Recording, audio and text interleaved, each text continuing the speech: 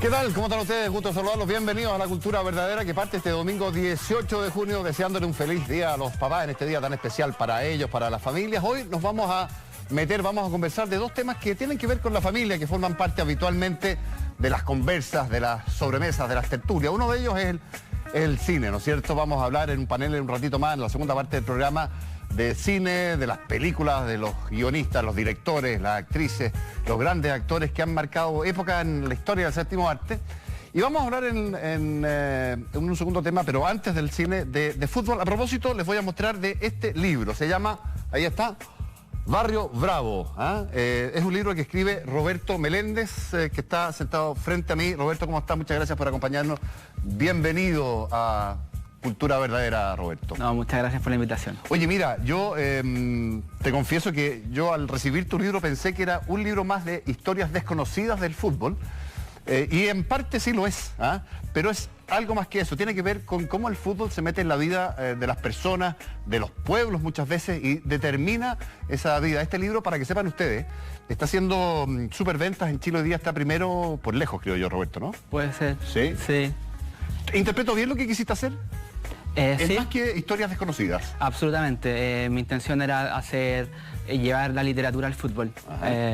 Y en ese sentido lo que trata de representar este libro es la expresión del fútbol, del juego, de la competencia, pero también el sustrato humano, el sustrato social, que se desarrolla a partir de... Bueno, Roberto Meléndez, seguramente muchos saben, pero muchos no saben, es dueño y autor de la página de Facebook que debe tener en materia de literatura futbolística más seguidores en Chile, 112.000 creo que son. Sí. Roberto, lo que es de verdad un récord.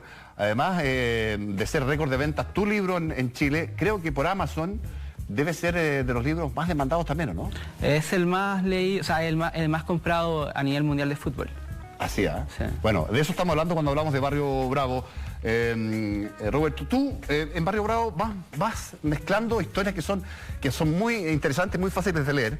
Vas mezclando historias de personas desconocidas para el público con historias de futbolistas, ídolos súper conocidos, en sus historias algo más desconocidas. Vas mezclando también historias de hitos futbolísticos súper relevantes como, no sé, la final de la Copa Centenario ahí en Nueva York, uno de ellos. Claro. El himno de Chile en el Maracaná, que fue en junio, si no me equivoco, del 2014, que Exacto. Es una imagen que va a quedar para siempre antes del partido con España, ¿no? Sí, claro. A mí lo que me interesaba desarrollar en este libro es la expresión absoluta del fútbol. ¿Y qué significa esto? Que aparte de los superjugadores, que son muy interesantes de distinguir, de escudriñar, de reconocer, más allá del simple juego, también el lado social del fútbol, ese jugador incógnito, ese técnico que nadie lo conoce, me llamaba mucho la atención desarrollar su historia, también desarrollar un mundo de ficción. En el libro también se desarrolla una hilera de cuentos, digamos. Claro, acá hay una mezcla que yo no sé si es medio tramposa o no, se lo decía a Roberto antes de sentarnos a conversar acá, pero uno se va acostumbrando a recibir información al leer el libro, que son datos súper entretenidos, interesantes, fáciles de leer, atractivos. Pero en medio de ellos pones tú sin aviso, historias enteramente de ficción que te vienen, que inventas tú. Sí. Bueno, la pregunta ahí es cómo distinguir una de la otra. Es que finalmente lo importante, siento yo, con este libro es dejarse llevar por la lectura. Me parece que eso es lo más trascendente, más allá del dato. A mí no siento que la verdad o la realidad sea lo relevante al momento de leer. Eso, claro, hay fuentes informativas donde se puede alcanzar ese tipo de aspectos. Pero en la literatura a mí me parece que hay un sustrato superior, digamos. Es interesante lo que hace Roberto como estructura. Fíjense que, bueno, hay un montón de capítulos, creo que son 34 los de este libro. Sí, son 34. 34 historias distintas. Pero es interesante lo que haces como composición literaria. Me voy a referir, por ejemplo, al de Francesco Totti, el romántico, creo que lo llamas el capítulo. Un romántico. Que parte con este hombre que tú no identificas al comienzo del cuento. Sí, claro. Y que tú dices que era el hombre que le dijo que no a Florentino Pérez cuando Florentino Pérez es todavía, pero gran hombre del Real Madrid, ¿no? Claro, Florentino Pérez un poco muestra la prepotencia del dinero al ir a buscarlo, y Francesco Totti lo que hace es rechazarlo, claro, quedarse en su hábitat, en su identidad, en su pertenencia, que algo poco usual hoy en día. Ahora tampoco... Que jugó toda su vida en la Roma, claro, que es el ícono de ese club, y se acaba de retirar el Totti con un montón de homenaje y reconocimiento. En ese sentido, por ejemplo, lo que el libro hace es poner sobre la mesa a Totti, pero también poner sobre la mesa otro tipo de aspectos. Sí. De cierta forma, no idealizar una sola manera de comportarse. A mí me parece que el fútbol y las personas en general tenemos un trato salvaje, una idea de libertad, la bohemia. Entonces me parece que todo ese tipo de historias van engranando la cultura popular y el fútbol también, o sea, el fútbol en su expresión. Y volvamos a Oídos, Roberto, tú me llamó la atención, pero no en el fondo no tanto, porque para mí también es una imagen imborrable. Ese himno chileno cantado en el Maracaná en el 2014, en el segundo partido de Chile en el grupo clasificatorio, creo, con España, ¿no? ¿Por qué lo elegiste? También para ti fue algo te pasó con eso.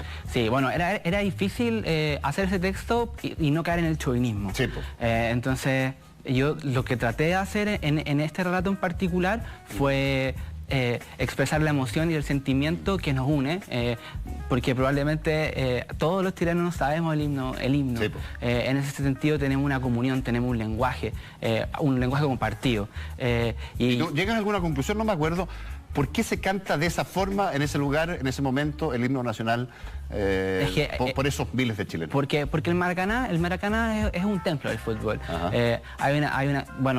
Desde el Maracanazo, desde nuestro propio Maracanazo con el Cóndor Roja, entonces ahí hay algo muy emocional. Y cada vez que juega Chile en el extranjero también hay un sentido de pertenencia súper fuerte. Yo siento que el chileno en general se siente súper chileno cuando ve a la selección chilena. Es como de los pocos momentos en los que no hay un recelo con respecto a las cosas que faltan o no faltan, sino simplemente nos dejamos guiar por los sentimientos. Ahora tú tienes héroes y antihéroes que juegan ahí mucho. Sí. Uno de tus héroes que eliges y le das un capítulo largo es a Marcelo Sala, el matador Sala. Un fenómeno, lo dices tú, 18 años.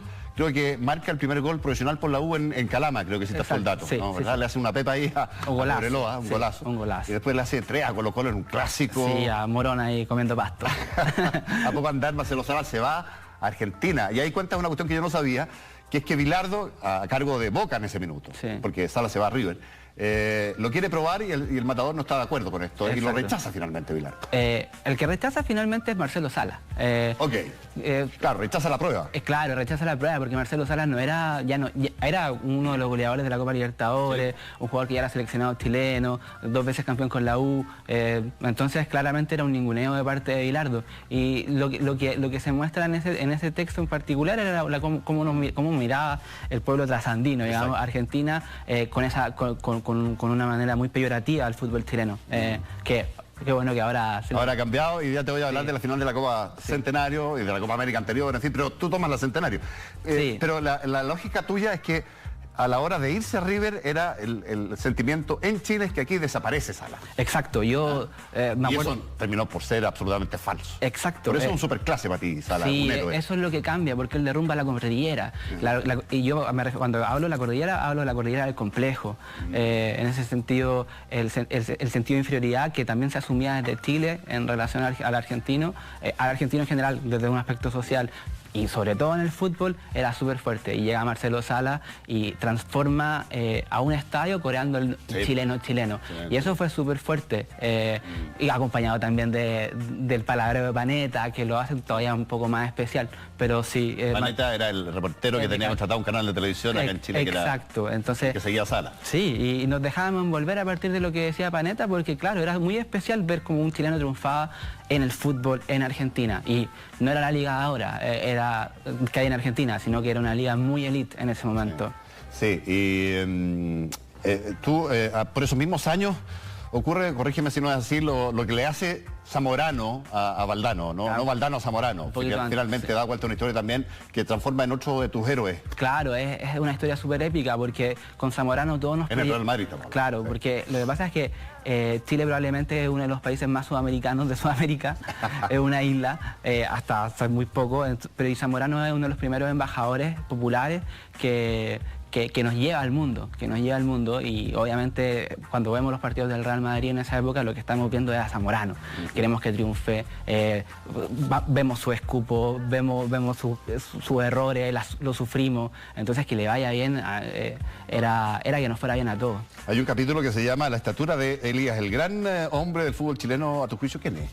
¿Es Elías? Puede ser, lo que pasa, yo a Elías Figueroa obviamente por la edad no lo vi, pero todo lo que pude recoger a partir de la información que fui tomando y con el texto que hice, llego a una conclusión de que fue, bueno, hablemos de datos en este caso. Creo que es el mejor jugador de su Claro, es Pelé un año y después 3 veces Elías Figueroa. Estamos hablando de esa dimensión.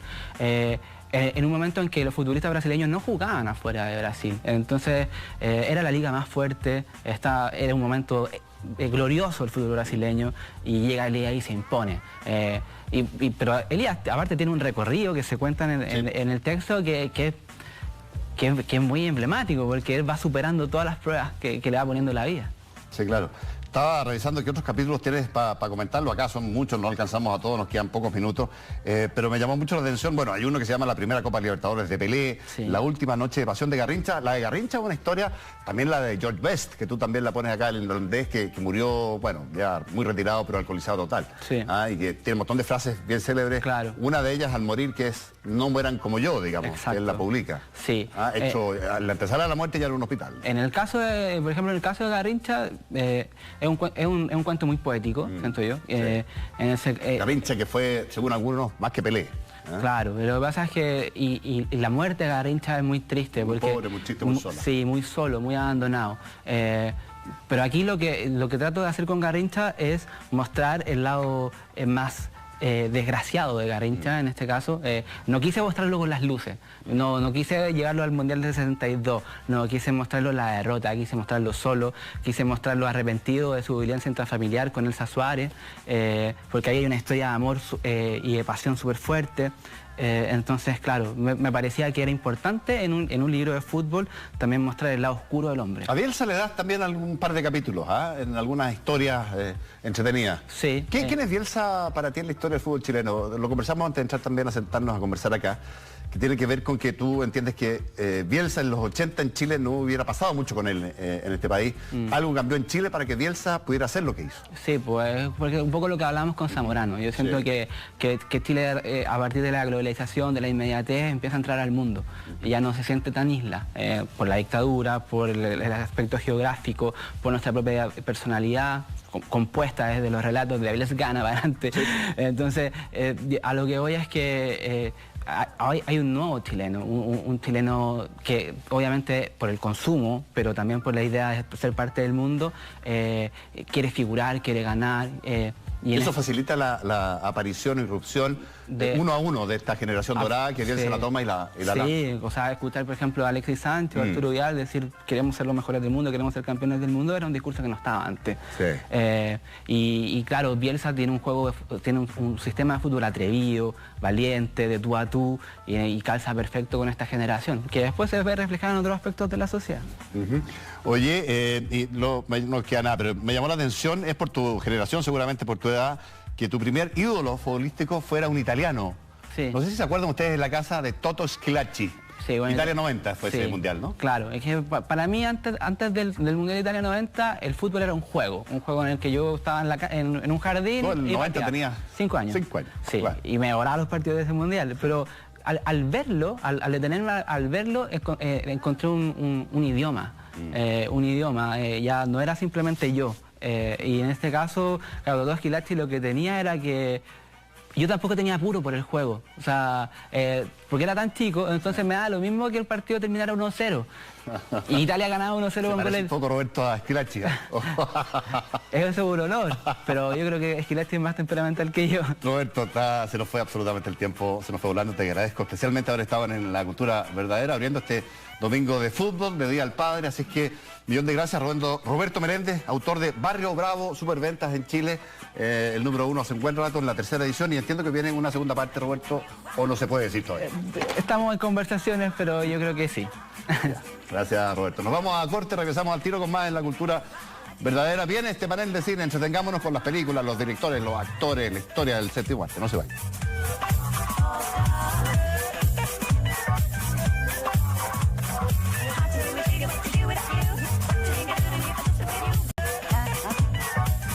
Bueno, continuamos con el Cultura Verdadera, estamos en este Día del Padre y vamos a conversar de las películas, del cine, que debe ser el arte más masivo, y aquí aventura una opinión, en la historia de la humanidad, pese a que nos acompaña en la historia de la humanidad, ¿cuánto? ¿120 años más o menos por ahí? Vamos a hablar de películas, de actores, de actrices, de guiones, en fin, lo hacemos con 4 personas que se han dedicado en su vida profesional al arte, al espectáculo, a la cultura, al cine. Y los voy a presentar al tiro porque yo lo había anunciado antes del corte, pero los represento ahora. Ernesto Garrat, que está aquí a mi lado. Ernesto, ¿cómo estás? Bienvenido. Periodista, crítico de cine, en la actualidad ejerce la crítica de cine en el suplemento Weekendas del Mercurio. Ernesto, en el año 2011, que tienes un premio, recibió el premio de Santiago Festival Internacional de Cine por su apoyo a la difusión periodística y crítica del cine chileno en medios locales. Así que muy bienvenido, Ernesto. Muchas gracias por estar instalado este Día del Padre acá con nosotros esta noche. Ana Josefa Silva, todos ustedes seguramente la conocen, periodista, crítica de arte, espectáculos en radio, prensa escrita, televisión, larga trayectoria. Es presidenta del Círculo de Críticos de Arte de Chile y recibió el premio APES a la excelencia profesional también, la Ana Josefa. Muchas gracias, Ana Josefa, por estar acá. Marcelo Morales, director e investigador de Cine Chile, periodista de la Universidad de Chile. Marcelo, bienvenido, muchas gracias por estar acá. Crítico de cine en varios medios escritos y radiales como Radio Universidad de Chile, La Tercera, en fin. Encargado de documentación de Cineteca Nacional, ¿está ahí también? Sí, mira, qué buena. Ya. Y a don Polo Muñoz, don Leopoldo Muñoz, a quien conozco hace muchos años. ¿Cómo estás, Polo? Bienvenido. Director de Saudade Films. Saudade, sí. No sabía el nombre de tu... Sí, no solamente crítica, sino también un poco de producción. Periodista de cultura y espectáculos, crítico de cine, en medios escritos y televisivos. Nos tocó trabajar ahí junto en algún canal de TV en nuestra historia profesional. Oye, bueno, nada, hechas las presentaciones, me sugirieron, y la editora lo hizo y yo soy obediente, partir por este fenómeno que está marcando un poco la relación entre las personas, entre los consumidores y el cine hoy día, que tiene que ver con Netflix. Y esta forma distinta, diferente de ver cine en Netflix, ¿qué es o no es ver cine en esto? O sea, yo vengo del Festival de Cannes, tuve la suerte de cubrirlo este año y pude ver Netflix en el cine. O sea, como que pude hacer lo que la gente no puede ver, y pude ver la última película, la última serie de David Lynch, Okja también, película coreana en competencia oficial, y también la última película de Nauhan Bah, que es un director neoyorquino también, con Ben Stiller. Es decir, la experiencia es única. Pero yo creo que aquí se está dando la misma disyuntiva que se daba en los inicios del cine, que es Alva Edison inventó el kinetoscopio, que es este instrumento de consumo individual, versus los Lumière, que era más social y quería una experiencia colectiva. Correcto. Yo creo que al final se va a establecer lo colectivo, pueden convivir las dos tecnologías, pero es una discusión que, bueno, podemos avivarla ahora. Ahora, la televisión prometía matar el cine, no lo hizo evidentemente. Netflix no lo va a hacer, no va a matar al cine, pero va a derivar o está derivando de una forma distinta. Ana Josefa, no sé si lo lees tú así, de verlo. Sí, bueno, de hecho hay teóricos que han publicado libros diciendo que las series de televisión, no el cine, las series que está mostrando Netflix, que tienen una calidad cinematográfica, es el cine del siglo XXI. Hay gente que afirma eso, ¿no? Ahora, hay otro tema que lo que plantea Ernesto. ¿Cómo lo ves tú? Porque resulta que si tú tienes una pantalla, ¿de cuántos pulgadas tendría que ser para que fuera tan gigante? No sé. Hay gente que tiene pantallas muy grandes y tú puedes ahí ver cine. Porque en rigor el cine está hecho por una pantalla grande. Así es. Eso es lo que cambia, en realidad. Pero luego hay que agregar, ya que estamos hablando de Netflix, como dice Netflix no es su fuerte el cine. Lo de él es las series. De hecho, la gente busca muchas cosas de cine y a pesar de que ha hecho este esfuerzo de hacer su contenido propio, no es lo que mejor... Ahora, yo voy a mostrar al tiro mi ignorancia. ¿De qué manera las series no son cine? ¿Por qué no son cine las series? Bueno, ya te digo, según teórico, yo opino, yo creo que hay algunas series que sí... Que sí lo son, ¿no? Sí lo son. Sí. Tienen la calidad del cine, exacto. Son largometrajes por entrega. Exacto. En el fondo. Como antes eran las novelas por entrega, el Pulp Fiction, sí. ¿No? Eso, no el Pulp Fiction, era lo que se entregaba, se escribía en los diarios. Hay muchas novelas importantes que fueron hechas así. Se entregaban a los diarios, se escribían, exacto. Y luego se publicaban. Y algunas series, naturalmente, algunas series tienen esa calidad. Y como dice Ernesto, o sea, lo que se invierte en eso, no estoy hablando solamente de que se han gastado mucha plata, es que se han gastado en guionistas, en cantidad, en talento artístico. Están hechas con un talento como se ha hecho el cine, en realidad. Hay impacto público, además. Hay una... En las producciones... Y una de las apuestas del cine también, si al final... Lo que pasa es que con Netflix o otros canales de streaming lo que vemos es una autoría, es lo que también se celebra el Festival Claro. de Cannes, que hay un autor detrás y se celebra la visión de un autor y que tiene autoridad y tiene una visión estética superior al promedio, y eso es lo que vemos ahora, coincidiendo con la Ana Julia. Claro, lo de David Lynch que cuenta, por ejemplo, se va a tener a David Lynch, que el tipo hacía 10 años que no hacía nada. Twin Peaks, ¿no? Twin Exacto. Peaks, resulta que hacía 25 años que no existía, y él hace una tercera temporada, la hace para Netflix, y son 18 capítulos, Dios mío, presenta 2 en Cannes. Yo creo que eso es un hito. Sí. Yo creo que muestra una serie, ¿no? Y está diciéndote, esto es cine. Ahora, Polo, cambia a Netflix la experiencia de ver cine, que no es en butaca, no es gregario, no es en la pantalla gigante, pero es cine desde otra manera, ¿o no? No, yo creo que la experiencia del cine tiene que ver precisamente con lo gregario. O sea, una cosa en vivo, gregaria, no es lo mismo. Ir al cine. Ir al cine. Compartir con otra gente en una oscuridad como si fuese un rito, como si fuese El una cine es más que misa. la película es la experiencia, dices tú.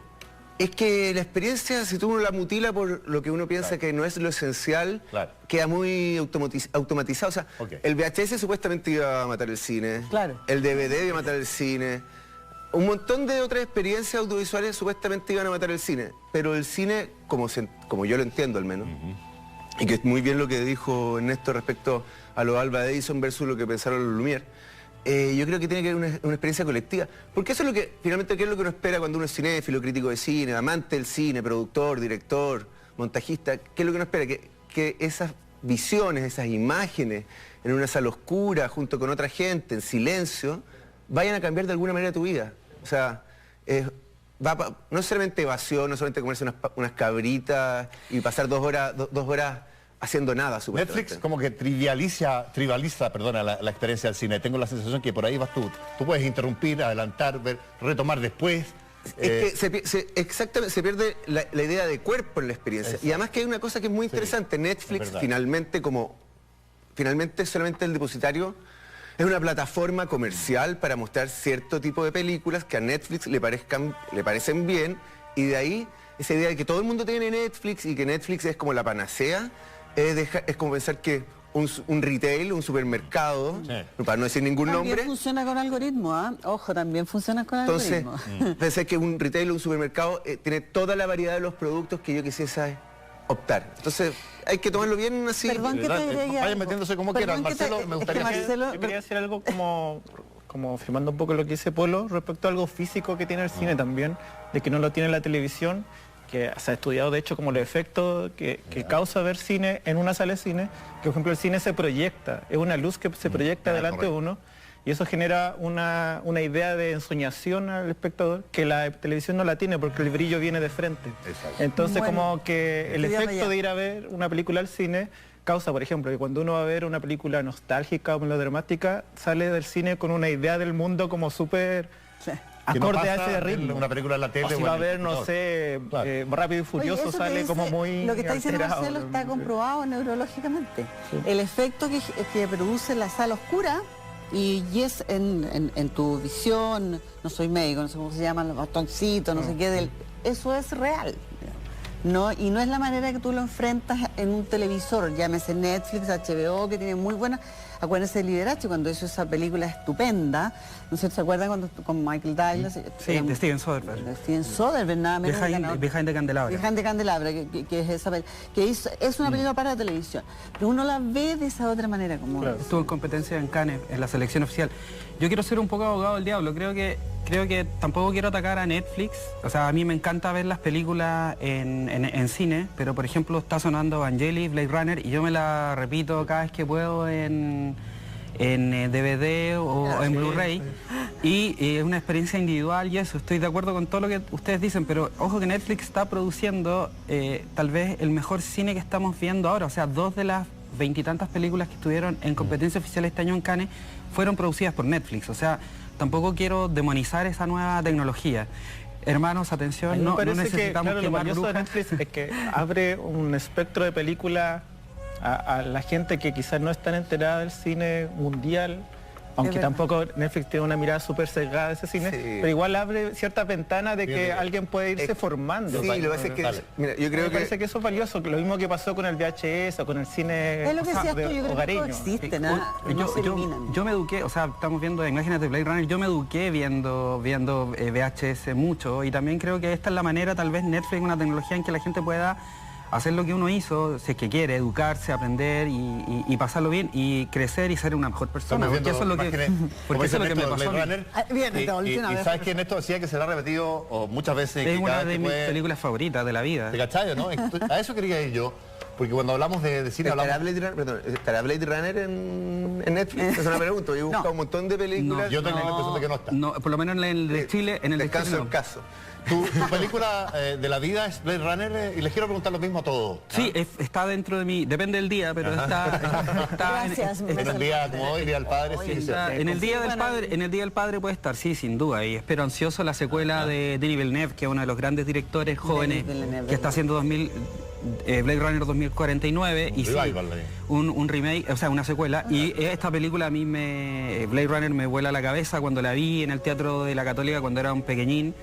Me enseñó cosas sobre el cine, sobre cómo mirar y es decir, yo no las pensaba tanto en esa oportunidad, pero a medida que las he visto, hablaba del futuro, de qué significa ser humano, cómo nos vemos, cómo se ven los demás. Yo encuentro que es una película hermosa, que habla del futuro, pero habla de una cosa presente y palpable hoy en día. Generaciones hasta el día de hoy, marcó además el cine, hay que decirlo. Ahora, yo voy a tomar, perdona, lo que dice, yo me acuerdo, ¿vieron ustedes el documental de Martin Scorsese, que es maravilloso? Y yo, de repente el tipo empieza a contar de que en Little Italy, y él llegaba al colegio y veía películas, y la mayor gracia que le hacía era que de pronto veía películas italianas dobladas al inglés, naturalmente.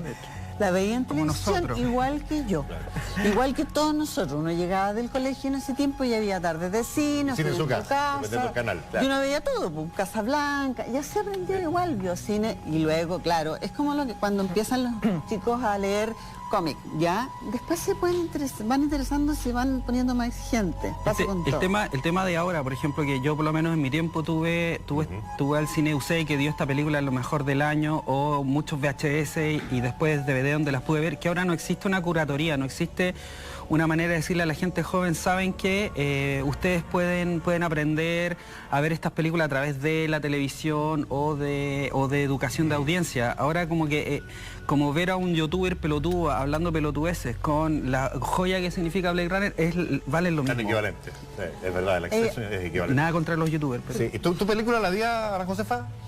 Pucha, te alata la pregunta, yo sé, me dijiste. No solamente me alata, es muy difícil, pero a mí instintivamente cuando me dijiste, yo dije La Pasión de Juana de Arco, es que a mí me marcó esa película. Ajá. Es una película muda, es Dreyer, pero ¿sabes qué pasa? Que, bueno, aparte que fue súper importante. ¿Estamos hablando de cine mudo? Sí, cine mudo. Cine mudo. Antes del año 26. Blanco y negro es del 28. 28, por ahí. Justito en la que más. Estaba ahí. Imágenes, lo que pasa es que el cine sonoro era más complicado, y blanco y negro ni así. Es que fíjate que esta película, ¿por qué a mí o sea, ya la he vuelto a ver y todo? Porque es una película muda, se llama La Pasión de Juana de Arco. Es el juicio que le hacen a Juana de Arco y es muda. Eso te está diciendo finalmente que el cine es imagen, principalmente. Sin despreciar los guiones, porque a todo esto el guión se escribe a un lado y al otro, ¿no? El guión es como se organiza una película y luego el guión es lo que se habla, ¿no? Sí, pues. Entonces María Falconetti, todo esto nunca más actuó. Dicen que quedó, pero completamente. El andar que vemos ahí. Claro. Y en el caso de esta película, claro, es imagen, ante todo podríamos decir montaje, o sea, claro, el uso del primer plano es qué interesante la discusión esta, porque uno de los temas que quería ponerles es cómo cambió y qué le pasó al cine después de que entra el sonido a fines de los años 20, ¿no? ¿Verdad? Sí. Y cómo era antes y cómo era después, y si es mejor o no, o si es comparable o no. Yo no sé, Polo, antes de preguntarte por tu película La Vida, si tienes opinión sobre eso. Sí, voy a usar la misma frase que usaba Hitchcock, vale. Que involucionó. Básicamente el cine a partir del sonoro involuciona, que probablemente va a ser lo mismo con Netflix. No. Sí, no. Ya. Pero sin duda involucionó, porque lo que se tenía que explicar con imágenes... Exacto. Era suficiente hasta ahí. En vez de explicarlo con imágenes, que hay que trabajar, hay que filmar, hay que montar, hay que encuadrar, hay que hacer que actúen los actores, en vez de todo ese trabajo artesanal con el audio, con el sonido, se ahorró tiempo, trabajo y se sintetizó todo Pero ese al trabajo. comienzo. Igual yo creo, Al claro, que hay comienzo. que ser más matizado en ese juicio como de involución, ¿no? Porque para mí, siempre cuando aparece Al principio, cuando el cine aparece una nueva tecnología o un nuevo cambio, Sí. hay un periodo de transición hasta que se acomoda el lenguaje y evoluciona o Y se cambia. fusiona. Y claro, o sea, uno no puede desconocer que después de los años 50 ya el cine logra una madurez con el sonoro. Y hay grandes películas, y después aparece el color, y no, cómo hay que trabajar con el color. Bueno, ¿por qué en la historia de las grandes películas no hay grandes películas, salvo la que cita la Ana Josefa, pero los clásicos del cine mudo no son los grandes clásicos de la historia Sí, del cine? sí lo son, o sea, estamos viendo... Acorazado Potemkin. O la Corazón Potemkin. Por ejemplo, sí, hay varios. Estamos Que tú viendo, por dijiste, ejemplo, montaje. estamos viendo imágenes de Metrópolis, de Fritz Lang, De que es Fritz Lang. una película señera, clásica, que más encima es como una de las primeras películas de ciencia ficción, súper De ahí social. sacaron todo. O sea, de hecho, Blade ¿Estás Runner, de acuerdo también en Blade esto? Runner está súper linkeada ¿Qué esta evoluciona película. el cine después del sonido? No, en una primera etapa. Claro, yo creo que no involuciona, yo creo que se vuelve más torpe, está acomodándose, Lo que decía Marcelo. pero también, por ejemplo, para tomar un ejemplo que ya me ha resultado familiar a mí, cuando tomas Blade Runner y ves que Ridley Scott instala en los otros canales de audio la música de Vangelis, se convierte en un protagonista más de la música. O cuando ves las películas de Tarantino, que la banda sonora está tan bien usada, entonces creo que no podemos ser tan duros. Lo que sí, citando a Polo, que creo que también estamos todos muy buena onda esta noche. Sí, entre muy nosotros. A ustedes no son habitualmente así. No, nunca nos juntamos, nunca nos juntamos. Nos pelamos no, mucho y clavamos onda. cosas entre Ok, ok. nosotros. Pero siendo menos con Neo, que es mi amiga. Pero lo que es verdad y lo que dice Polo es que Hitchcock tenía la razón. O sea, Oye, que hablar de Hitchcock. el mejor cine que Ya se hablaremos.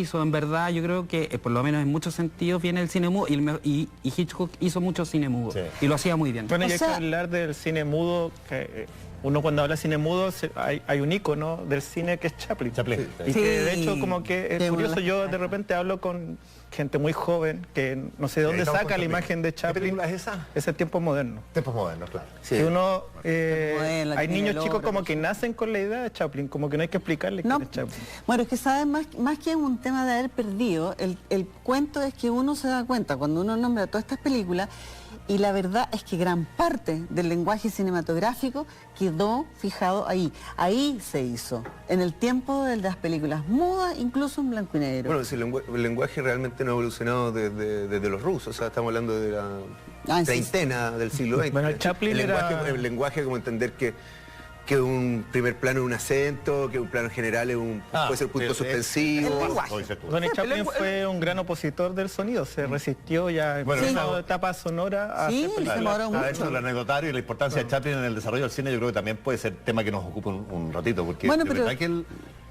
Dale, Marcelo. Lo que dice Sí, Marcelo ya, es Sí, verdad. que Chaplin, por ejemplo, Tiempos Modernos que estamos viendo ahí, una película que se hizo en plena etapa sonora, pero él se resistía a que el personaje de él hablara porque decía que iba a perder su universalidad. Bueno, Entonces él veía el cine mudo como eso, algo que llegaba a todo el mundo fácilmente. El audio iba a impedir que la gente que no entendiera inglés pudiera ver Pudiera una película en segmentar, inglés. Bueno, Así era un ocurrió, mismo, claro. también hay que decirlo, hay una cosa. Tú hablaste de algo importante que es el tema del montaje, que a él le importaba mucho a Hitchcock, y que ya está en el gran maestro que es Sergei Eisenstein, que dijimos, yo me dije la Ese era el acorazado Potemkin, ¿no? Por ejemplo, ya Sí. él, que era un ingeniero ya más dibujada, cada plano, y decía, y ahí está todo el lenguaje. Y tú ves, por ejemplo, esas escaleras, No sé si tenemos están la en los imagen de esa escena intocables. que es notable desde el punto de vista de... ¿Qué año fue el acorazado? El Es acorazado del 23, si no me equivoco. 25. Fíjate El año, el nivel de maravilla de esa escena de la caída pues, de la Sí. guagua por las escaleras del coche, en realidad. ¿no? bueno, eso lo toman los intocables. Lo Es la toman- misma. Brian Se repite- de Palma lo Brian de retoma. es un Palma. homenaje, una suerte Sí, de claro. reconocimiento a- Porque no hay más que, o sea, lo que hace ahí está. Y el tipo, cuando te hace el picado, el contrapicado, él ya descubrió todo. Sí, claro. Es que ahí está lo hablamos del lenguaje, porque cuando va cayendo por las escalas de, ahora no me voy a acordar el nombre, Odessa. de Odessa, la Odessa. escalera de Odessa, va cayendo y muestran otros planos, aparte de la guagua en el coche Exacto. cayendo. Montaje. Entonces, eso es montaje, pero ¿qué es lo que hace? Ahí alarga los tiempos, al mostrar otra escena, alarga los tiempos y hace que la angustia... Alarga la agonía, la angustia. Exacto, La entonces es tensión. todo un juego con la mente del espectador. Claro. Tú, Y es- Polo, la película de la vida, si tuviera. Mira, y tengo varias películas y como dijo Anajú, es muy difícil Muy elegir una, difícil. pero hay una que siempre me vuelve y me Para que vuelve, vuelva. que es Casablanca. Ah, sí, ¿ah? Sí, Casablanca, Bueno. una película que me parece dentro... Primero, una película que no se esperaba que fuese el éxito que resultó, que fue tomada años después por la crítica internacional para... ¿Cuál fue la historia? Cuenta. Bueno, es una película del año 43, si no me equivoco, del año 41, 43. Vamos, ahí está... Y que fue una película, digamos, fue una película de la semana, una película de producción. La dirige Michael Curtis, actúa Humphrey Bogart. Ahí está más la melodía, Peter Lorre, el tema trascendió mucho hasta la película. Pero no era una película que no se... Era una película que formaba parte del Star System. Entonces, el Star System, ¿qué es lo que decía? Un director, una más, digamos. El director y las actrices y los elencos y los digamos, los técnicos tienen que trabajar en una comedia, en una de guerra, en un western. No es como ahora que yo me dedico solamente a esta rama del cine, por ejemplo, Haneke o Scorsese, se dedican a cosas muy específicas y de autor. Aquí había que trabajar como un jornal todos los días y esta fue una película digamos, como de jornalero en ese sentido. Y que con el tiempo, yo creo que la crítica y sobre todo el público la ama y me parece impresionante. Una película además donde está no solamente el melodrama romántico, donde está Humphrey Bogart como Rick, que es impresionante, sino tragedia de la guerra. La tragedia de la guerra, eso es muy impresionante. Que la guerra que todavía estaba exactamente, en pleno desarrollo. Exactamente. Cómo los franceses todavía tienen su orgullo. Es una película que toca un montón de... Cuando cantan la Marsellesa. Tiene muchas cosas en conflicto. Tiene muchas cosas en conflicto. Sí, es una película muy completa y que uno... ¿Y Bogart antes de Casablanca ya era el Bogart que conocimos o representó para él un salto relevante? El Halcón Maltés. El Halcón Maltés. Bueno, el Halcón Maltés es de las previa, ¿no? novelas Y Largo, si no me equivoco, hizo...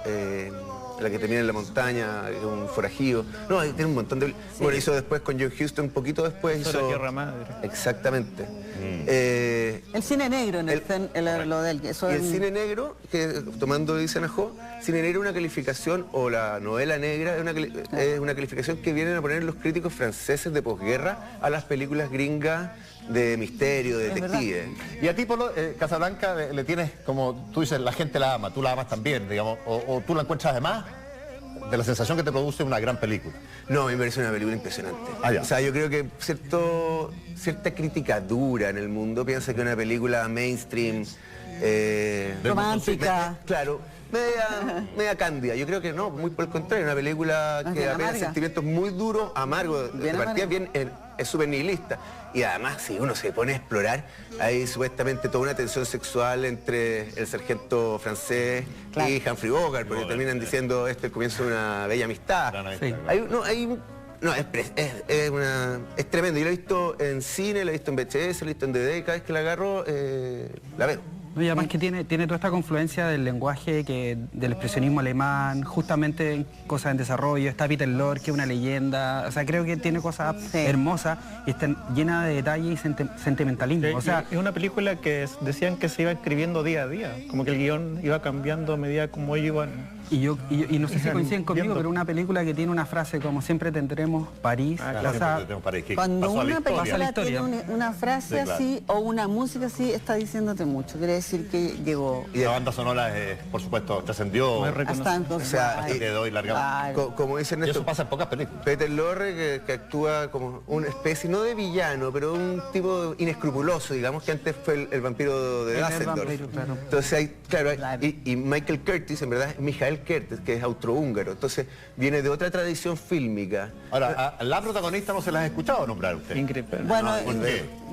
Bueno, no, sí, está bien Ingrid Bergman, pero es que me parece interesante lo que está diciendo Polo, porque sabes tú lo que estamos contando acá, que uno siempre mira Hollywood, Hollywood fue construido por puros inmigrantes que arrancaban de la guerra o incluso de antes. El mismo Hollywood fueron un grupo de personas, entonces tienen...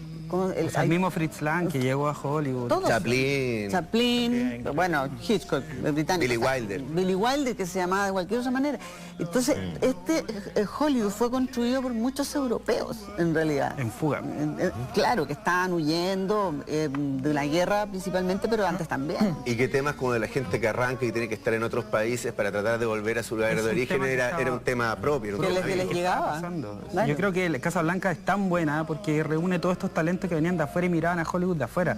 O sea, por eso es tan genial además. Sí, yo te quiero... Ya leo que Ernesto Hollywood, así como industria hollywoodense, probablemente tal no te convence particularmente. O sea, claro, ahora no. Desde los 70, desde los años 70 que no es tan bueno Hollywood, en verdad. Desde el nuevo Hollywood.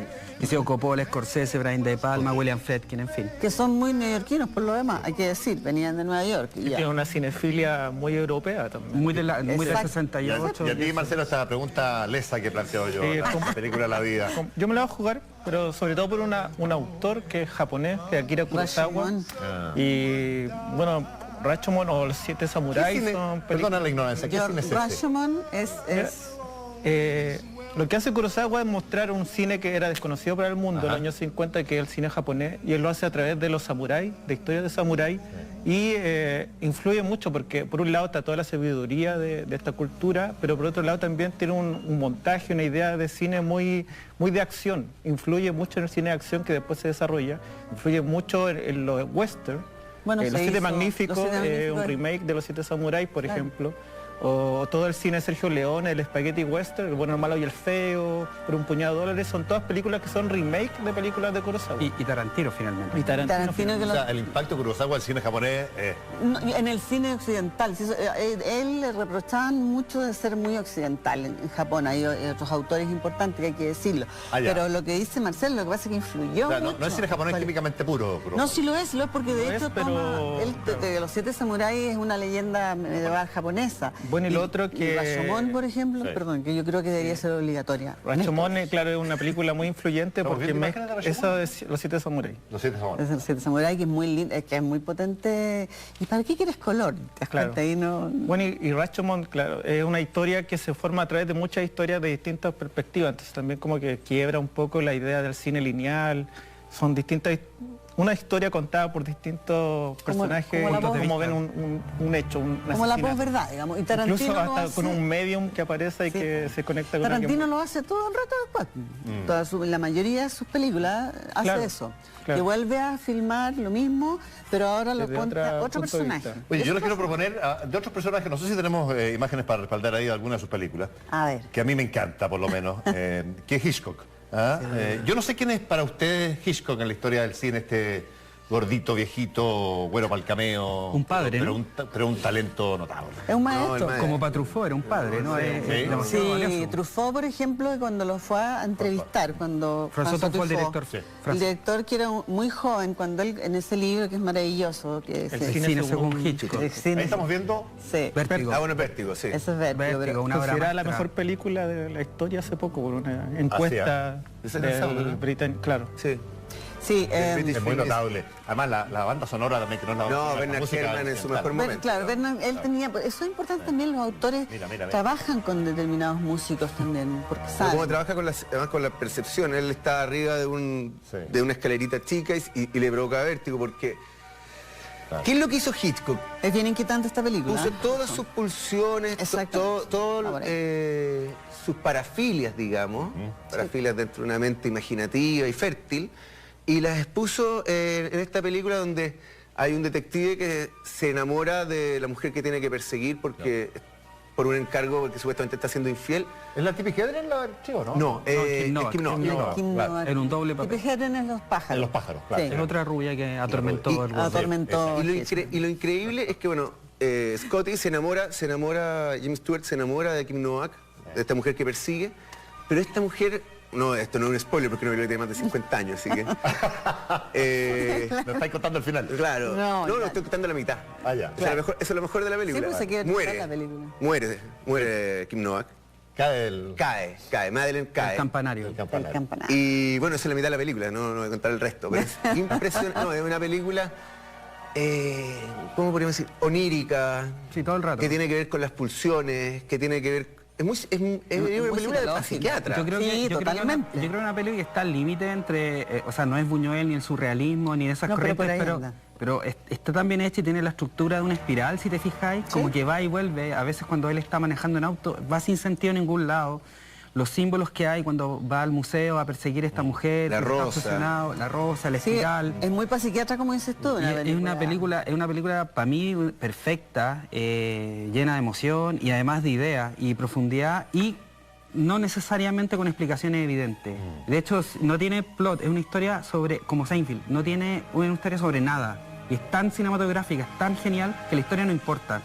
El título lo dice todo, es Vértigo. De hecho, la caída, que es una acción recurrente en la filmografía de Hitchcock, digamos desde Recuerda, desde Spellbound, con los escenarios que hace Dalí, que ahí se entronca, sí, Hitchcock se entronca con Buñuel en muchas partes, en lo onírico, en la ensoñación y en lo subyacente, digamos, del inconsciente. Vamos a ir a corte, Marcelo, tomamos a la vuelta contigo para ver qué pensáis tú de Vértigo. Yep. Además de las otras películas de Hitchcock que a mí me encantan, bueno, Los pájaros, La ventana indiscreta, que encuentro muy notable, pero hay otra que me gusta más, que se llama La soga. No sé si la ven. Que tiene un juego que es extraordinario porque, no sé si es así o no, pero me dio la sensación al verla que era una sola toma. O sea, sí, no. Es una trampita. Es una pequeña trampa, porque ¿9 cortes tiene?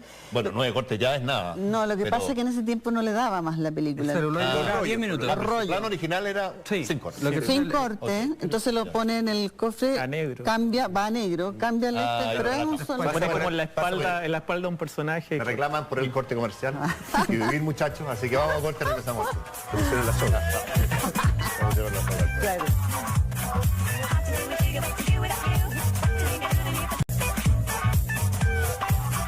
Bueno, estamos de vuelta ya, sí. Estamos de vuelta, vamos a dedicarle la última parte de la Cultura Verdadera de hoy a hablar de cine chileno, que me parece muy interesante. Hay divergencias bien importantes, pude apreciar en comerciales entre nuestros invitados de hoy.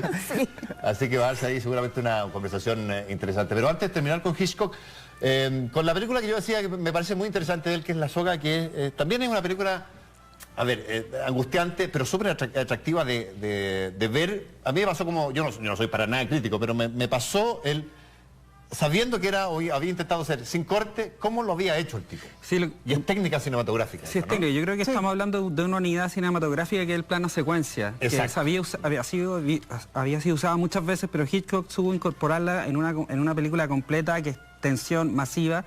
Y yo quiero rescatar no solo la proeza técnica, sino también que está muy bien adosada a lo que quería decir, y que es en el fondo mantener la atención y el misterio constante. Que no vayan a descubrir, o que vayan a descubrir que estos dos chicos asesinos tienen el cadáver en un baúl frente al profesor de Derecho.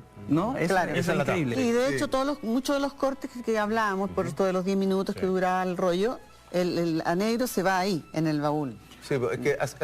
disculpa, hace dos grandes trucos de lenguaje, digamos. Uno, el plano secuencia, que cuando se corta el rollo de 18 minutos, pasa por atrás, por ejemplo, de la espalda de uno de los personajes para hacer el corte y entrar. Pero el otro truco que tiene que ver con esa tensión permanente que señalan ustedes, es a partir del fuera de cuadro. Porque el cadáver está al interior del baúl, donde están celebrando esta comida, incluso lo usan de alguna manera como en un altar ritual. Claro. Y también la tensión que hay entre los dos protagonistas, que digamos son más que amigos. Sí. Y eso de una manera muy arriesgada. Yo encuentro Hitchcock lo pone en la pantalla en la década de los 50. Sí. Marcelo, Hitchcock para ti. Yo quería decir algo sobre Hitchcock, que era un autor en esa época no muy bien visto por la crítica y todo eso. Como que se ha ido valorando con el tiempo. De hecho, la misma entrevista al libro Truffaut ayuda mucho a valorarlo. Y eso, por ejemplo, explica de que nunca se ganó un Oscar. ¿Pero qué se decía de Hitchcock? Que era un autor comercial. Era como Michael Bay de los Transformers. Las temáticas no tenían un valor así, una importancia. Era como para el público, que le gustaba al público. Cuando llegó Truffaut, que era un jovencito, venía con este cuento de la Nouvelle Vague, y 3 películas como director. Y 3 películas como estamos hablando, 50, 60. Sí. ¿Menos? Sí. ¿Cuál era el gran cine en esa época? El que despreciaba a Hitchcock. O sea, yo me imagino que el art house y el que veía con buenos ojos el cine de Bergman, el cine de Rossellini, el cine europeo. Que yo lo amo. Y que Hitchcock era menospreciado porque, por ejemplo, por esta película, La ventana indiscreta, los críticos del Village Voice despreciaban a Hitchcock porque decía que no mostraba Manhattan como era en realidad. Y se enfrascaron en una discusión icónica con François Truffaut, que Truffaut les decía, pero él no quiere hacer una fotografía de Manhattan, quiere hacer una película de cómo se mira y el misterio. Un voyeurista. Y el suspenso que hay detrás de eso. Claro, entonces es genial cómo Truffaut revalidó y le dio la calidad de autor a Hitchcock, a un artista de verdad. Hay que pensar también que Hitchcock en su cúspide acá en los años 50, 60 convive con unas nuevas olas de cine que son europeas sobre todo, y que ellos justamente son los que valoran a estos autores, que uno es Hitchcock o otros autores norteamericanos que no eran muy bien vistos como John Ford o Howard Hawks. Y ellos empiezan a darle un valor a ese tipo de directores y los toman como referencia y hacen sus películas y que renuevan incluso el cine mundial. El nuevo cine francés, inglés, y bueno, y el nuevo cine latinoamericano y el chileno incluso. Y eso fue porque, no fue porque hayan llegado un momento, digamos, Truffaut, Romer, Chabrol, Godard, digamos, los 4 hitchcockianos, así como por esencia de la nueva ola francesa. Ayer de Cinema. Claro, no fue porque en un momento dijesen, Hitchcock es bueno, a ver, hagamos digamos, una estrategia para revalidarlo frente a nuestros colegas, sino porque fue a partir de una cinefilia, de haberse enamorado de las películas de Hitchcock, primero como cinéfilos, después cuando escribieron Los Quais du Cinéma y después como directores. Y eso, bueno, le pasa. Hitchcock no solamente ha enamorado a los franceses, sino también a los propios norteamericanos, los mismos estadounidenses, digamos, estoy pensando en Brian De Palma y en un montón de directores. Claro, que el Brian De Palma es la generación posterior a los franceses, que también miran para Hitchcock y miran a los franceses. Entonces hay una... Claro, por eso hacen tan buen cine, porque son cinéfilos. Mientras amas el cine y puedes ser capaz de aprender de lo que ya está hecho y crecer como autor y como artista, es genial. Ahora, hay películas que han marcado época que son como clásicos, algo que ustedes me corrijan, pero que no sé, está desde Lo que el viento se llevó, que a fines de los 30, El Padrino, bueno, Casablanca la vimos. La Guerra de las Galaxias creo que también cae en esa categoría, cae Tiempos Modernos, Bailando bajo la lluvia, Psicosis, todas las de Hitchcock, en fin, un montón de películas, está lleno, dejo de mencionar a miles, digamos. Pero, ¿qué es lo que hace o transforma una película? ¿Qué en común tienen estas películas, a juicio de ustedes, que se transforman en películas que marcan eventualmente una época y que se transforman por ende, o por esa razón, en suerte de clásicos? Salvo que el clásico no se sostenga como definición, no sé, ¿qué piensan ustedes? Yo no sé, dialoguemos. Yo creo que El Padrino, que es lo que estamos viendo, es la mejor respuesta a una generación talentosísima frente al cine caduco o un poco anquilosado de antes. Francis Ford Coppola forma parte de lo que se llamó el nuevo Hollywood, con amigos como George Lucas, director de Star Wars, Spielberg, William Friedkin, Brian De Palma, y entre otros quieren innovar, quieren renovar el cine, inspirados mucho en François Truffaut. Entonces ellos quieren decir, ¿saben qué? Queremos hacer un nuevo tipo de cinematografía y contar nuevas películas, nuevas historias. Queremos hacerlas más cercanas y, más encima, El Padrino, además de ser una obra maestra, está hablando siempre, y no nos olvidemos, desde el lado de los malos, o sea, son los mafiosos. La mafia. Quienes roban nuestro corazón. O sea, ¿qué tiene El Padrino, Ana Josefa? Bueno, una tremenda película. Yo creo que, yo siempre he dicho que es un poquito una película para niñitos hombres, con todo respeto. ¿Qué te pasa, Ana Ju? ¿Qué te pasa? Nada que ver. Pero es que en verdad ahí... Eso fue discriminación al revés, ¿no? Discriminación positiva. Anda a ver Wonder Woman, pues ya. Ya la vi. Claro, porque pasa que es bien impresionante. Pero perdona, no la encuentras una gran película, ¿sí? No, sí la encuentro una gran película, pero con harto esfuerzo. Ya. Prefiero la conversación. La otra. Es que él, gracias al Padrino, que le fue increíble, él hizo la película que tenía ganas de hacer, lleva 5 años tratándose con Gene Hackman, que es una película increíble. La conversación de Coppola. Y bueno, todo el mundo lo conoce por Padrino, el 1, el 2 y el 3. Ahora, ¿por qué yo hago este chiste que es una película de Nito Hombre? Porque bueno, él está retratando un mundo que es así.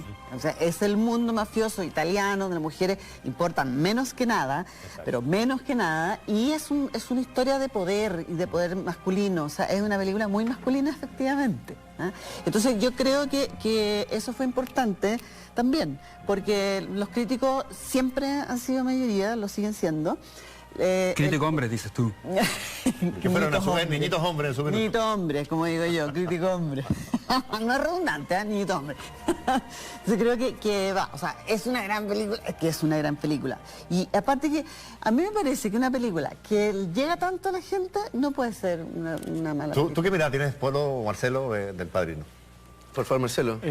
Bueno, yo creo que todos los clásicos, que esta sin duda lo es, son clásicos porque hablan muy directamente a su contexto. En el caso del Padrino, una película que si bien pareciera ser de época... Esto es 72 se graba. Claro, ¿no? habla muy directamente de un Estados Unidos conflictuado, con Vietnam, políticamente, con Nixon, etcétera.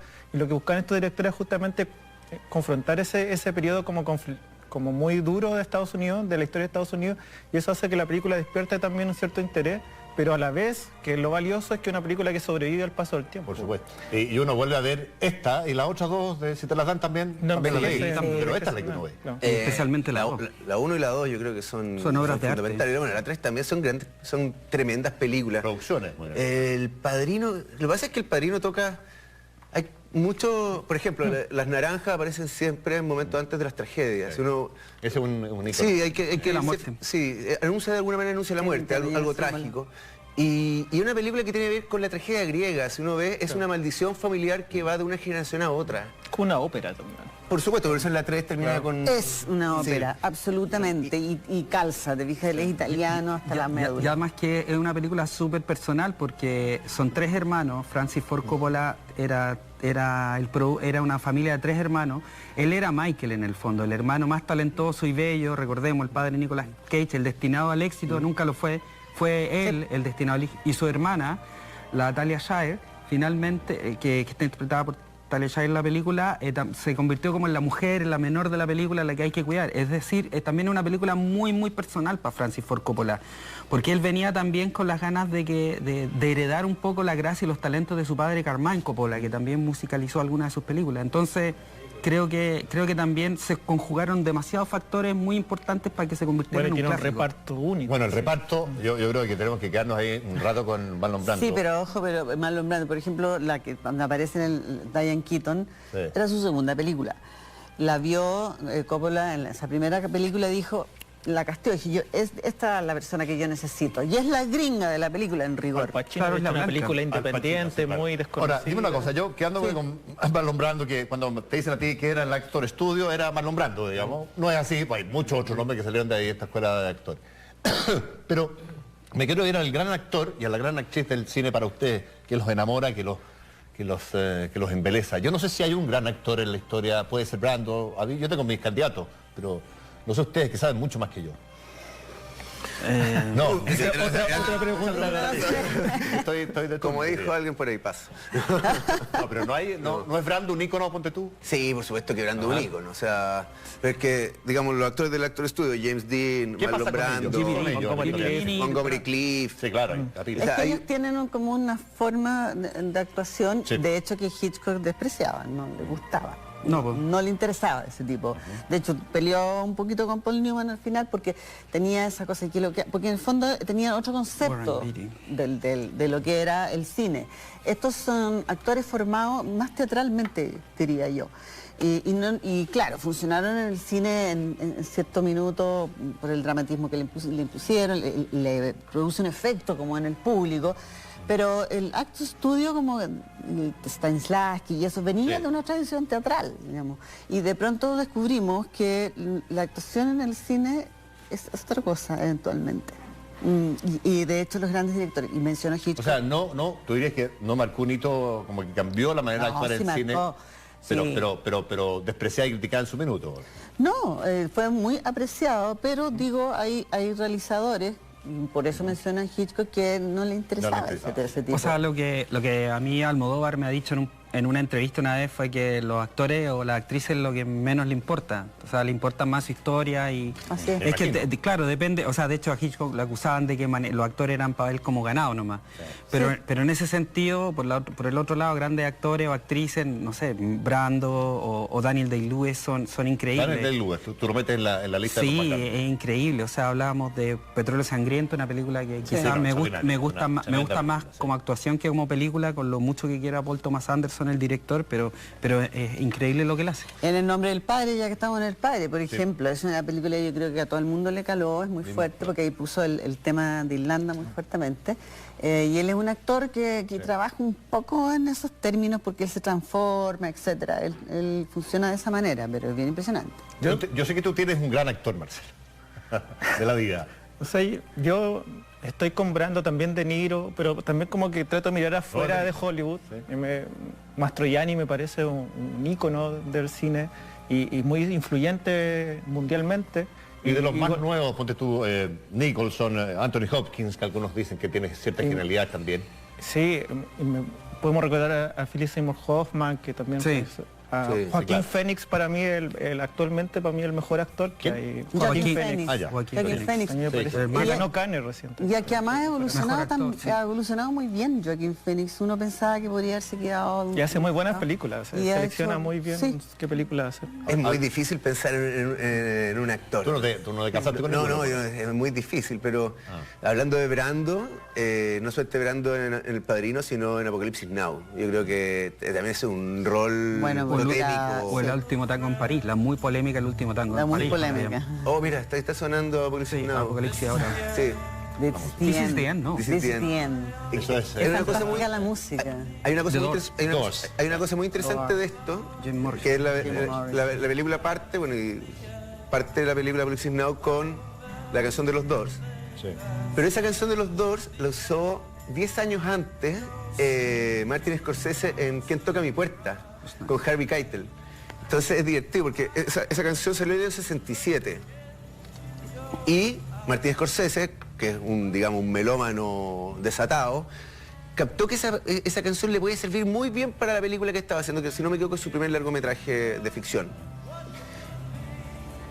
Y le ganó el Quien Vive por 10 años a Francis Ford Coppola. Todo el mundo lo recuerda por esto. Todo el mundo recuerda Apocalipsis Now de los Doors.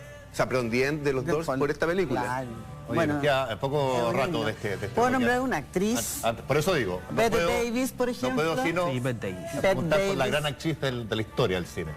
No sé si es la gran actriz de la historia, pero Bette Davis. La gran actriz de la historia del cine. Bueno, yo te podría decir María Falconetti, resulta que actuó nada más que Juana de Arco, ¿no? Pero bueno, es que si eso es suficiente para ti. No, porque hay gente que ha hecho una trayectoria y ha trabajado roles muy distintos y ha sido capaz de ser versátil y eso es como tú mismo. Pero más fácil, ¿cuál te gusta? Sí, que son diferentes. Buena pregunta. Sí, es verdad. Me la reformula el encuentro de Sí. Sí, no, a mí me parecía muy interesante. ¿Y sabes quién? Es una extraordinaria actriz, a pesar de toda su fama, Marilyn Monroe.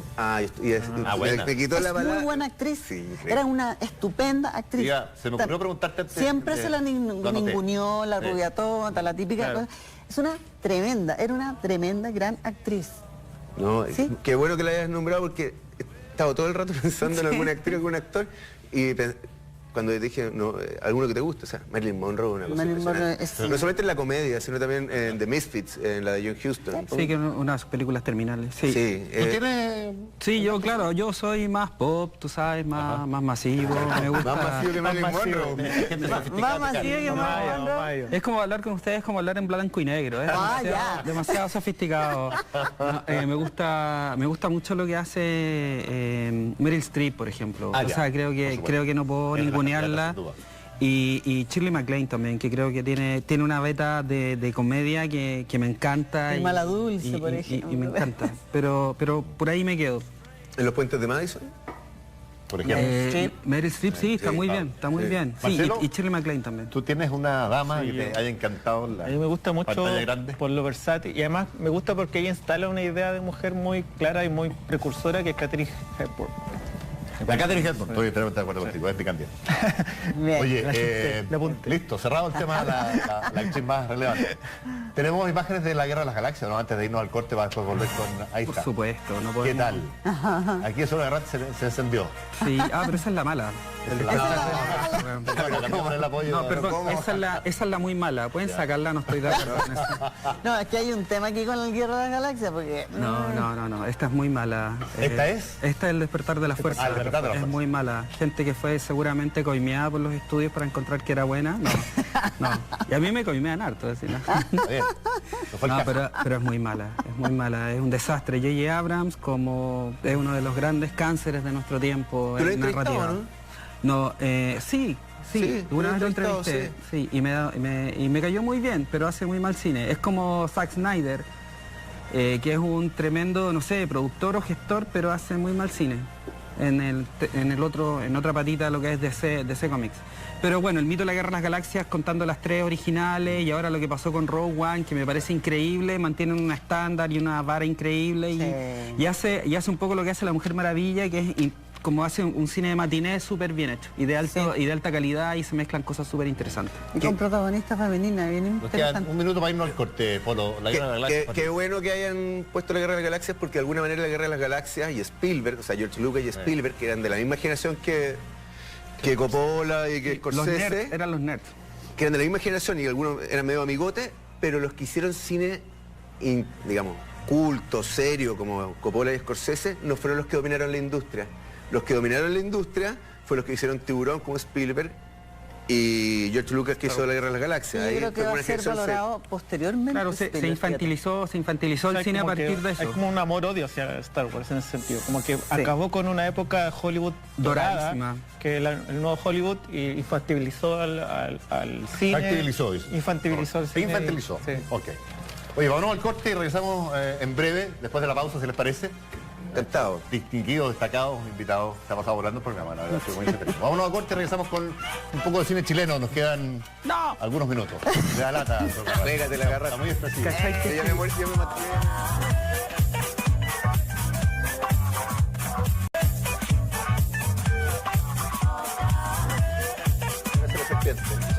Oye, estamos de vuelta, vamos a hablar de cine chileno, pero en un ratito antes hablar del último año del cine. ¿Qué está pasando hoy en el cine? Último año, 2 años, en fin. Yo quiero... Con Moonlight, que fue la última que ganó el Oscar, ¿no? Sí, pero yo quiero retomar, mencionó Ernesto a Denis Villeneuve. Es un autor canadiense. Quebecois, exactamente, o sea, de Quebec. ¿Qué es lo primero que llegó acá? Incendis. No, yo la vi, pero no creo que... Sí, esa es increíble, es una primera que llegó. Es una película que tú no te puedes sustraer, te deja con el corazón craquelado, primero que nada. Y después Prisionero. Después Prisionero, que es la segunda. Y luego vino... Arrival. Arrival es la cuarta o tercera que vino, que La Llegada, yo creo que La Llegada es una de las películas fundamentales de los últimos meses, del último año, que además es una película que traduce un cuento, una novela corta de ciencia ficción, que es muy difícil de traducir en imágenes porque tiene un rollo temporal, y lo traduce súper bien desde un punto de vista femenino, juega con la idea de la ciencia, de lo que significa tener un punto de vista femenino y con el lenguaje. Y con el lenguaje cinematográfico. Hablabas del montaje, que no se ha evolucionado el montaje. Yo creo que esta película es un hito fundamental, porque esta película, no sé si coincides conmigo, Polo, Marcelo, Anajo, esta película cambia de alguna manera, innova en el uso del lenguaje, porque no quiero decir el final, pero véanla hasta el final y se van a dar cuenta que lo que creen que puede ser no es, y es fundamental. Y además, a mí me encanta la ciencia ficción. Esta película para mí es una versión en primera persona de Interstellar, de Nolan. Sí. Porque mientras Interstellar te explica con pizarra y todo, y siempre hay un señor afroamericano explicándote todo, como que le dan, explicándote cómo funcionan los viajes en hoyos negros, esta película te hace sentir en primera persona lo que es encontrarte con un viaje temporal, espacio-temporal, y el contacto con una raza alien. El concepto de cómo tú te comunicas con alguien, porque en el fondo siempre encuentro cercano al tercer tipo era las matemáticas y la música. Porque la música es matemática, en el fondo. Entonces tú te seguías ese...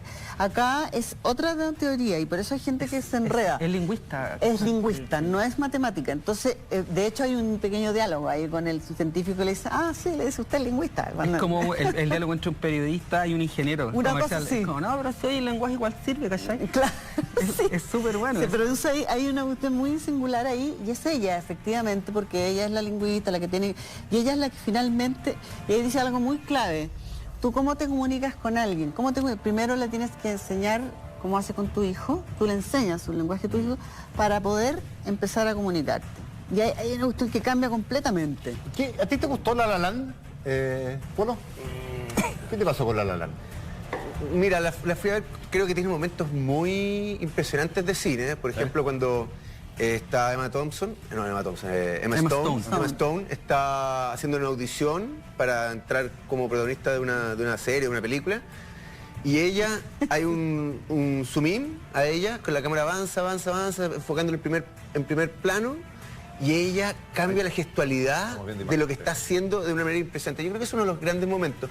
Y hay otro momento que me pareció muy interesante, que es cuando Ryan Gosling es un músico, digamos, así medio mal avenido, y está tocando como en un cumpleaños. Y hay un momento así como de enamoramiento entre ellos dos, entre Emma Stone y Ryan Gosling, que...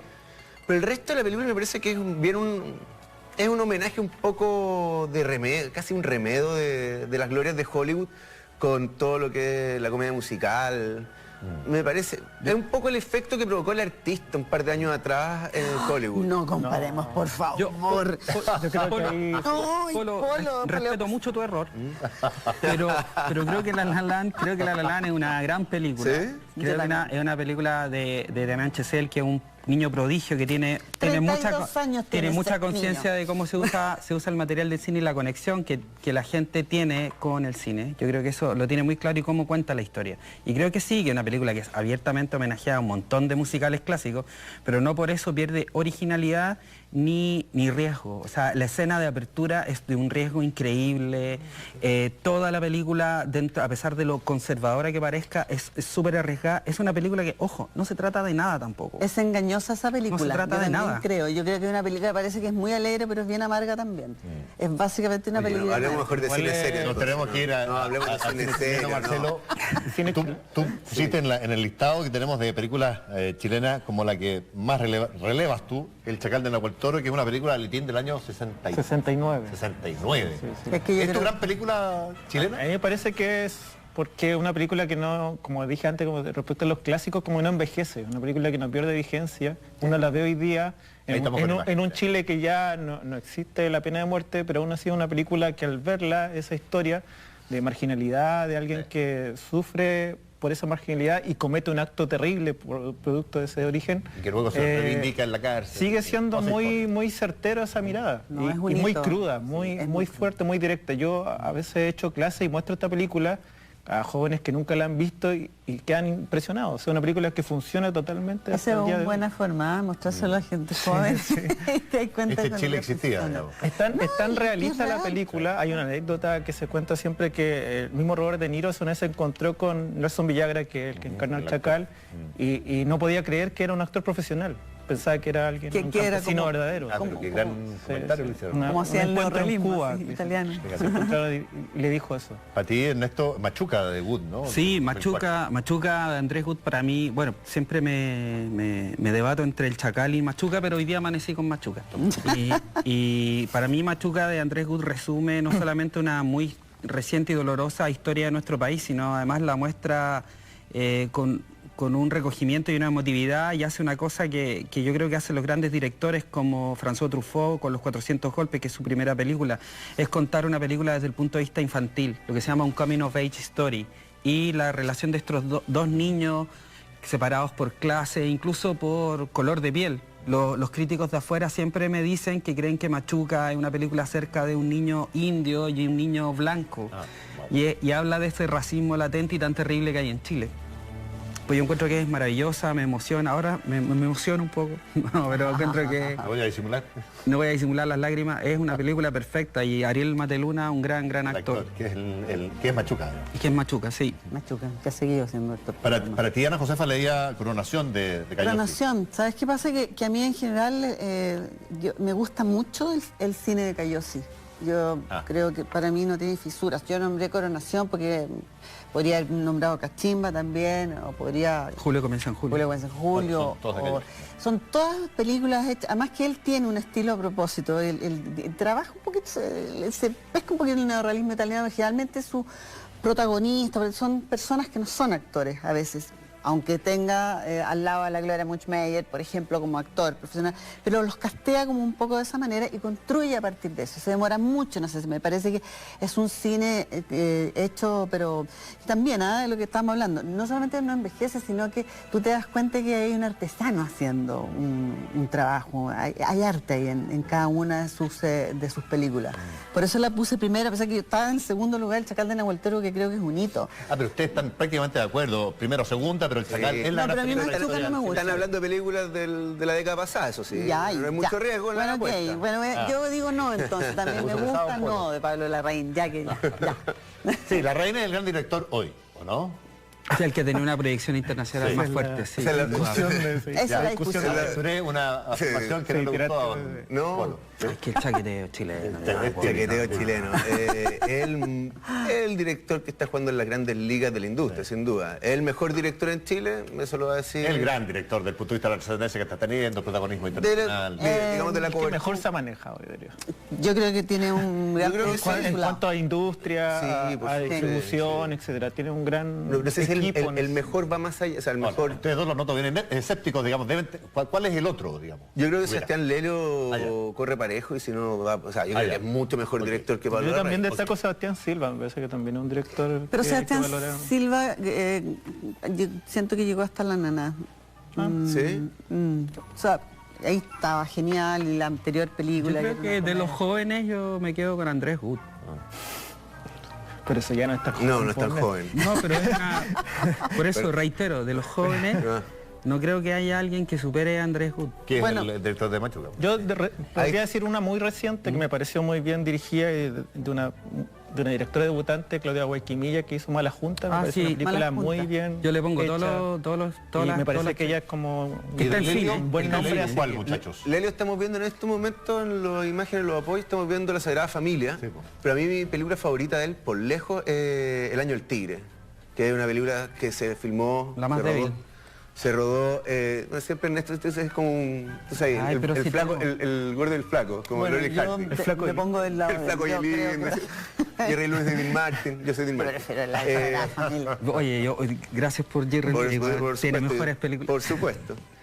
No, perdón, no me he mencionado a la Maitel Verdi porque es documentalista Sí, en realidad. Sí, y está con los niños. Está yo con los creo que niños, eso en es este súper momento, importante, es sí. extraordinaria. Sí. Y la 11 es extraordinaria. Y aparte yo la he que vuelto a tiene ver. unas cosas geniales en la Maite Alberti dentro de su cuerpo de trabajo, no sé si coinciden, que se mueve entre la ficción y la realidad y un camino tan frágil entre los dos que parecen perfectamente sus películas, la de Maite Alberti, podrían ser ficciones. De hecho, y quedarían muy ella bien. dice, yo Por elegí supuesto. mis protagonistas. Son películas de ficción siendo documentales. Son Parece, documentales, es son increíble lo que hace ella. Pero es que el Muy fondo bueno. documentalista tiene un punto de vista, lo que pasa es que ella dice, yo elegí. Bueno, Para cerrar lo de Lelio. trataron mal, pero... Para cerrar lo de Lelio, para cerrar lo de Me Lelio, gusta estamos hablando de Sebastián cine aquí. Creo que Sebastián Lelio tiene un camino propio. No creo que todas sus películas sean igualmente buenas, creo que como todo cineasta, como todo autor, Se pega sus bajones. hay escollos en el camino, pero creo que tiene una mirada frente al mundo muy personal y que va más allá de, digamos, de la fórmula. O sea, Yo creo que es súper fórmula. ¿tú crees que es muy fórmula? Sí, yo Sebastián creo que es Lelio? fórmula festivalera. Yo creo que es ¿Sí? una fórmula ¿Tú festivalera. lo dices por una mujer fantástica, por Gloria, por las dos? O sea, creo que Gloria es su película más sincera porque es como la historia. Gloria me encanta. Va a ser Igual creo. pero no- la discusión que abra el próximo programa. Porque este tenemos que despedir. ¿Puedo decir solo una cosa?